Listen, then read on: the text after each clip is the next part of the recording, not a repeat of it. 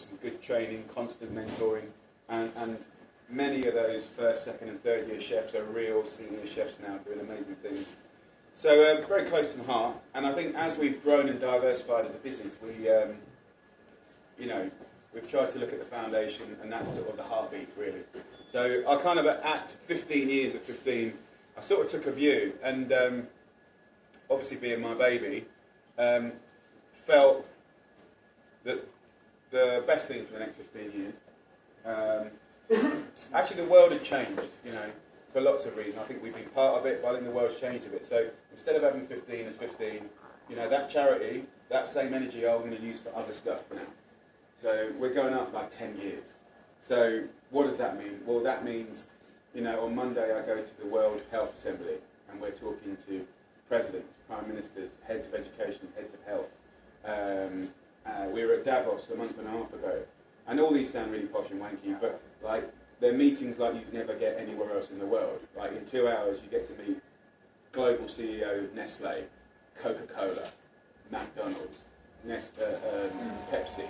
Right? That doesn't happen in the real world. So, when you sort of tie that back into the campaigns, like the sugar campaign and all the other. So we've just kind of grown up, we've gone up a few gears, and we want the foundation to do different stuff now and really make change. Now we've kind of become famous for being people that care and sort of professional shitstirrers and getting the public behind us on a global level. We want to concentrate on that and work the system. So probably sounds all a little bit mad because we're in a restaurant, but we are all part of the system, right? And I think what I believe I'm trying to do personally, and I'll bring it back to the restaurants, is modern life, and the last 40 years, which has been a particularly capitalist life. We're all very busy. So in 40 years, 12% women working, now it's 70%. The world's changing. And so, there's lots more pressure on people now. Communications, work, cards, loans, the whole reason we got into recession in the first place, right? So I think, if you look at the food industry, it is the biggest industry on the planet. More than gold, more than arms, more than oil, more than banking. It's the biggest industry in the world. It's the biggest employer in the world. So the food industry is fucked, and the system is broken, and that's not made up. People are dying of stuff that they didn't used to die of now, and although we can live longer, people are still able to live shorter lives because of the environment that we live in. So I was never born like this. I was a regular kid in Essex, cooked from the age of 8. Love my food. Got to work with Gennaro, some amazing restaurants. Got lucky, worked a shift that I shouldn't have been working, ended up on a documentary. Naked Chef, went around the world in a second, sold millions of books within a year, and I was like 23. Right? And I think the access to information that I've been given has been so much. And if any of you have seen what I've seen, you'd do exactly the same. So this is what we do, and you're all part of it. It's a really important part of it. So although we're amateur, because no one is, in my opinion, no one's ever doing what we and I'm doing, ever. Name me one person that does what we do, anywhere in the world. At this time, at this moment, where sort of everything's kind of coming together. So it's kind of exciting, but it's bumpy, and it's really tiring. And it means there's pressure on everyone, and you're all going to feel that. But it is making the world a better place. And we work in the food industry, and you've got to be paid, and we really want to pay you well, we want to pay you better, we want to be creative. As the business grows and do that, we want to look after our own. We don't want staff sloshing about, but running a business with values is really, really hard. And yes, people have got to be paid right, and definitely we're looking at all of those things, but also I think there's other reasons for working somewhere, or they've got to be, for good people. And every day we buy something for this restaurant is a vote for a system. So we don't cheat like Carluccio's. We don't cheat like Strada. We don't cheat like fucking Nando's that everyone loves. We don't fucking cheat, we do it right. Everything. And when we find out there's something we don't do right, we fix it. So I put a lot of pressure on the business a lot of pressure.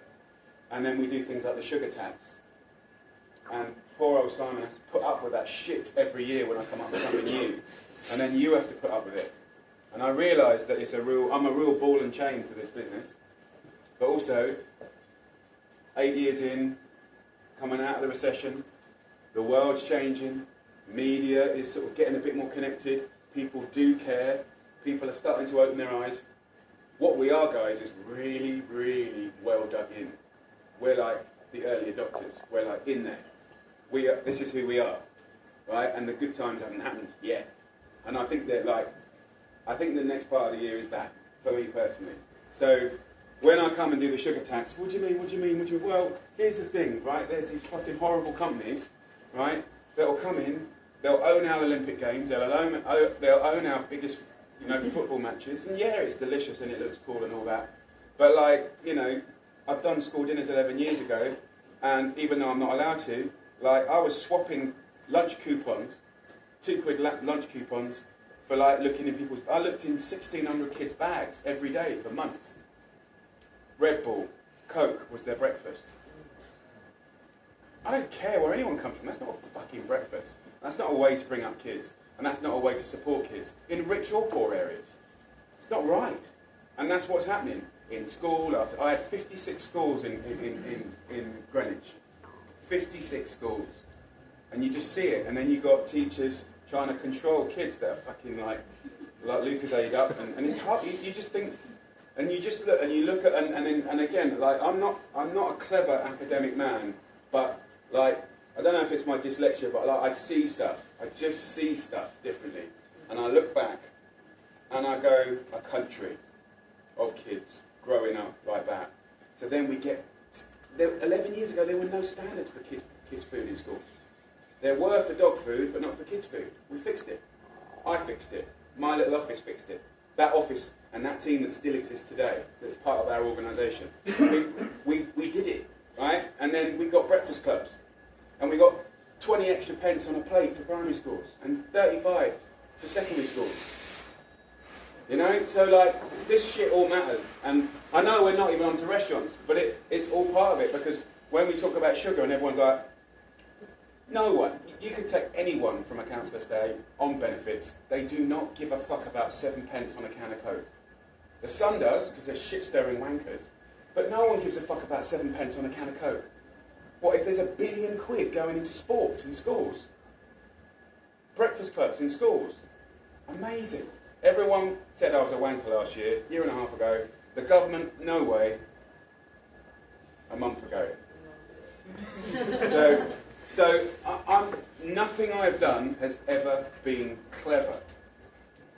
But we do care, right? And if you know your managers and if you know the shape of this business, you should know, if you've been working in other businesses, that we do things differently, right?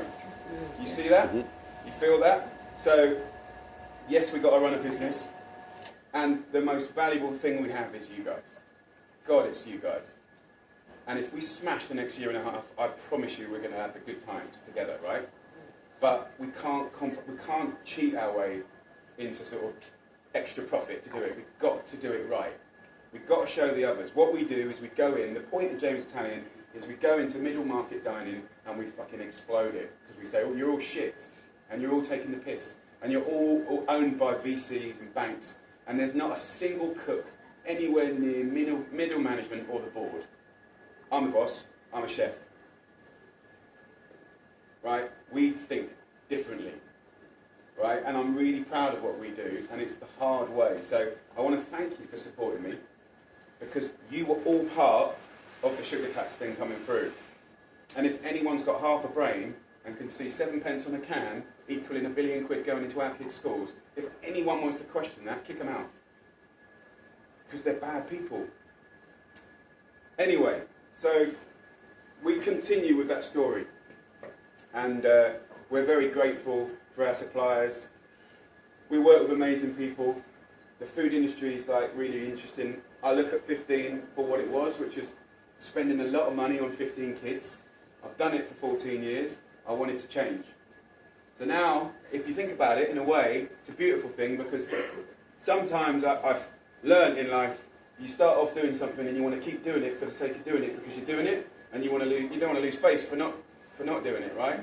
But if you think about it, I set up 15 to give opportunities to young kids from disadvantaged backgrounds. It cost me about £1 million a year for 20 kids. Come on. I've done it for 14 years. Come on. Now look, I've got a couple of Michelin stars and they're all starting to open their own restaurants and do cool shit, and that's lovely and I'm proud of them. But come on, we've got a massive shortage of chefs in this industry. And also, what's beautiful, I believe, is what used to be a charity should be corporate responsibility in a business. And that's what we are doing now. So I've closed down the 15. Right, we'll have 3 or 4 students in there. Cool. Any profits from that restaurant, we'll still throw all that cash into the scheme. And that scheme will live in your restaurants. 15 is a beautiful, beautiful, beautiful, incredible thing. Get down there. Staff discounts, get into 15. The food is incredible, and it's where it all began. And you're all going to have a bit of 15 in your lives now. And I really need you to take care of it. And it's about, 15 is about second chances. It's about love, care. It's about seeing maybe a little bit of yourself in someone else. We'll put structure there. We're going to do MVQ2s. Any of your own staff that are already employed can do those MVQ2s as well. So it's all about training our staff. I think it's really exciting, and we'll keep it topped up with all kind of experiential things, trips. So I think actually it's some people are like, oh, it's going to be a really bad thing to close this down. No, bullshit. It's better. We haven't grown. I've got 15 Cornwall, which is incredible. 10 years anniversary this week. Amazing. I've got Amsterdam. Fantastic. That's maybe 12 years old. But since then, we've failed to expand it because it's so expensive. It's not realistic. It's just like, kind of, it's a luxury. If I got knocked down by a bus tomorrow, it would die. What we're going to do is take a beautiful thing and put it in all the restaurants. We're gonna quadruple in size in 1 year. And we're going to get more chefs coming through the industry, right? So we all want the chefs. So I'm really excited about that. So when you see that coming through the business, please look after it, read up. It's nice. It's full of love. All the things that Gennaro gave to me when I was a young boy, sort of 18, 2 in the morning, while he was baking bread in his pants. Doing.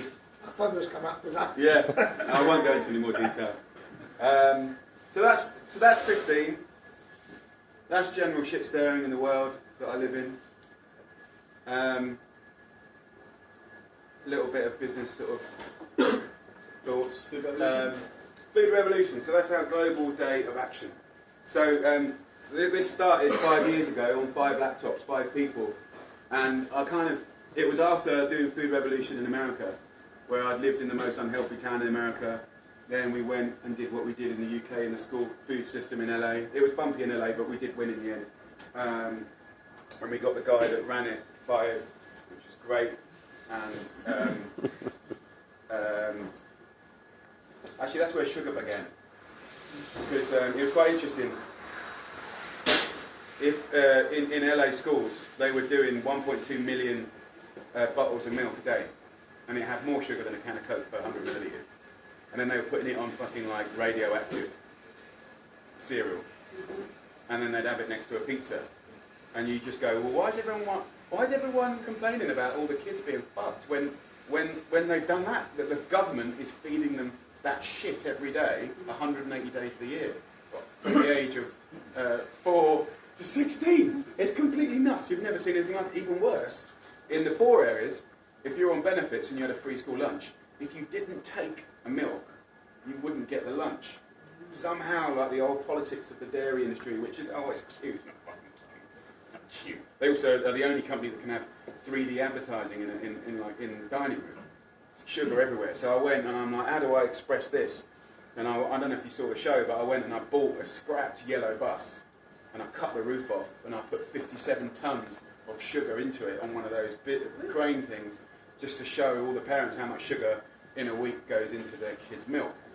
And of course no one turned up, 30 people and their dogs, because they didn't give a fuck. But they did by the end of the series, and that is what always happens, guys. No one cares at the beginning. Humans are quite slow, you know? And I think the thing is like, you want to upset people enough, but don't upset them so much that they can't join you later. It's hard, you know, and I remember when I lived in the most unhealthy town in America, and I will get back to food revolution, sorry, but I got, the most unhealthy town in America is because people die a lot, right? It's as simple as that. And there's this beautiful town, exactly like Rotherham, which was the most unhealthy town in the UK. Mining village, a mining town, valleys, animals everywhere, none of it going into the town. You couldn't buy anything fresh in the town. So even if you wanted to make a good choice, the environment had changed in such a way that there was no good choice. So everyone was ill. And I fell out with a radio DJ, and you probably might have seen this on TV as well. So he was doing a campaign to get me out. So I had to sort of change my big plans and schools, and then I had to go. I'm not really a religious person or a specific religious person, but I had to go to the church, and I met this guy called Pastor Steve, who was a genius, and exactly what you would want someone like that to be, and like inspirational, put his people first, amazing talker. And he was always like, Jamie, like, people won't change until the pain of not changing is worse than change itself. And I kind of never forgot that line. I think it's quite a famous line, but it's kind of, it makes you think about it when you think people won't change until the pain of not change. And I think that's basically what we do, time and time again, and that's what we do here. So Food Revolution is after America, is our day of action. Last year we got 1.8 billion impressions on social media in 24 hours. So to put that into perspective, that was more than, I believe, Coy told me that was more than Nike. What Nike got in the World Cup as a lead sponsor in 3 weeks of the World Cup. So we got that in 24 hours. Apparently, if you were to pay for that, it was like £180 million worth of thunderclap. So that's great. We got people talking for the last 4 years. But then afterwards, we all felt slightly deflated. Like, yeah, that was great. I mean, last year we had Ed Sheeran, McCartney, you know, we had, like, I've forgotten all the other people. We had George the Poet, and we had loads of talent that contributed to the Food Revolution song. We got, like, we got so many views on that video, it's like ridiculous. I think it was in the 40 million views. We got 1.6 million signatures on the petition. So like we were like chuffed. But the next day it kind of felt like, so what we've done this year, and hopefully maybe it's good, maybe it's not good, we'll see. What we've done is we've built the Food Revolution hub. So if I'm really honest, it's okay, but it's going to be amazing. So what the hub is just think, what does the best food news look like in the world? Right? So you'll get an email every week. We'll give you local and global news. We'll give you stories about things that are inspiring, tiny little stories that are just beautiful, and big things happening, but it's going to be global. So right now we've got stories up about different, you know, revolutionary ways to grow in Nairobi, and then you've got stories happening in London and stories in America. So we've got an algorithm that works really hard for us, but we're curating it and we're finding our own content. But what I'm doing now is I'm finding, I want to make it really, really good, so that news channels all around the world use it. So they use our content on all the traditional media that you know and probably love. So we got, so we're going to get like a proper editor, and we're going to get proper researchers, and we're going to get on it. So the idea is we create a place. So this year we're sending everyone there. Sign up. So I think, how many have got at the moment? I think we're like 700,000 people have already signed up, and we haven't even had the day yet. So 661,000. So we want to get to 1 million really by the end of tomorrow. I don't know if that's possible. I think maybe by next week. We will. Maybe by next week. So have you guys all signed up? Yeah. Yes or no? No lies of Jimmy time. So just sign up. It's really easy. Name, email, what country you come from, and then you'll get a little pop-up, and it will get better and better and better. There'll be video and all sorts of stuff. So that's it really. We've got, so tomorrow is going to be nuts. We're doing various PR, but the big thing is we're doing the biggest Facebook Live ever. So 10 countries, 10 hours, 10 celebrity chefs, and a handful of celebrities in each country. So we're cooking in JI Shepherd's Bush with Cheryl Cole tomorrow, and who else got there? A load of vloggers, and just people with big social media reach. Yeah, got the Kardashian gang in LA and Wolfgang Puck. So it's good. We've got lots of support, lots of nice people, lots of people spreading the word. But ultimately, what is it all about? It's all about getting people to expect more. So, what does that? How can I simplify why all this shit is important? If you look at McDonald's as a business, and if you look at America as a business, they're both the same, right? Same brand, roughly translated the same price, right? One's a feral, horrible piece of shit, and one is actually becoming quite a beautiful machine, right? So because we expect more, because Britain has for many years had more documentaries, more exposés, famous for more kind of interrogative journalism, people like me, Hugh Fearnley, Whittenstall, etc., etc. Because of that, the general public at large expect more. So in McDonald's UK, 100% organic milk, free-range eggs, beef good, pork's even good now, chicken's not good yet. They're flogging more apples than most people. Their coffee's free, fair trade. Apparently they're employing people in sort of fair and decent ways. So like, if you think about it, like, they ain't going to disappear. That's not happening. So big has to become better. And in 10 years, the dude that started it, Stephen, who I met many years ago, did everything he promised to do. And then he went to France and did the same. And in France, they give away salads on Wednesdays, and in England, they give away fruit for the kids on Fridays. Sort of looking a bit better, right? Sort of like, you know, bad just became a little bit better. And guess what? They're doing well as a business. In America, these are the people that said there's not enough space in America to have enough chickens to have enough free-range eggs. and they believe it. That's the worst thing, believe it. Messed up food system. So the dude that did UK and London, France, is now going over to America. And the reason I'm telling you this story is because it's about lifting bar. That's what we do in mid-market. That's what we do in James Italian.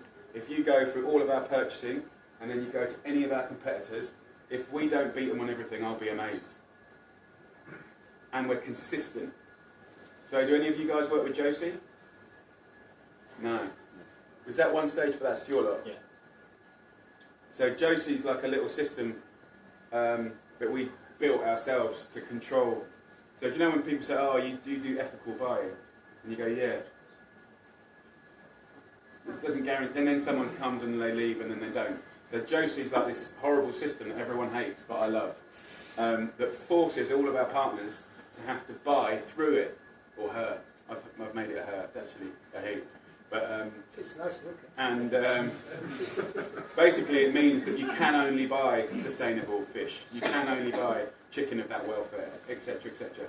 So it's a really cool, all of our partners abroad hate it, but when the shit hits the fan and things like the horse meat scandal happen, we know in 30 seconds about has it affected any of our businesses, and we've got a press release out within 5 minutes. And businesses that turn over billions spend months trying to find out and they never know. So it's a good thing. So I probably talk too much. I mean, do you want to do questions? Yeah, I've just got some questions that the team have organised. Okay. But guys, I didn't really plan anything. I just kind of like blurt out stuff. Was that any use at all? Yeah, it's good. It's lovely. It's good. It's Also, question we've been asked if you want to say. Yeah, we've got some here. We've got lots here. So this is questions from all of the restaurants in the south and all of the teams as well. And there were loads, so I've had to cut them down to a few. Are you asking them, or are these guys going to ask them? They're all on here. If they want to ask them, it's fine. It's nice if it comes from the person that asked it. Well, they will know if you read it. Some of it came from the actual restaurants. From the teams themselves. Well, then you do a good job of, you do your best. Have to do different voices for each one. I'll start with, what happened in your life for you to focus on healthy eating? I don't know really. I just think I think that the word healthy is a really weird one. I think a lot of what we've talked about today hasn't been about healthy, it's been about fair, right? It's been about fairness and access and opportunities and the underlying thing for me is the best meals in my life have always been cooked by people that are classed, or we would class as poor. So what does that mean? It means that everyone can live like a king, and for them to not do so is a shame, and they deserve it. So for me, the biggest luxury in the world is knowledge, which is why we do what we do on the cookery books and the TV shows. And if you sort of if you step back and undecipher every one of my programs I've ever made, we've tried to tick a box off that's got in the way of someone trying. So time, money,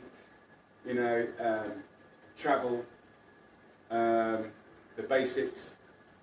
But on the healthy side, I mean, I think probably for me personally, like coming up to 40, being a bit out of shape, not feeling very happy, not sleeping enough. I kind of I'm not at my best now, but I was pretty fit last year, and fitter than I had been for probably 12 years. So sometimes you're so busy looking after other people you don't think about yourself. But Superfoods was amazing. I've just spent 2 years, just come back from Korea, where so I've been going to parts of the world where people live the longest, most productive lives, flexible, mentally sane, and you can look at longevity in different ways. So more 90-year-olds, more 80-year-olds, more 100-year-olds, came back from Korea, and it's really interesting. It's just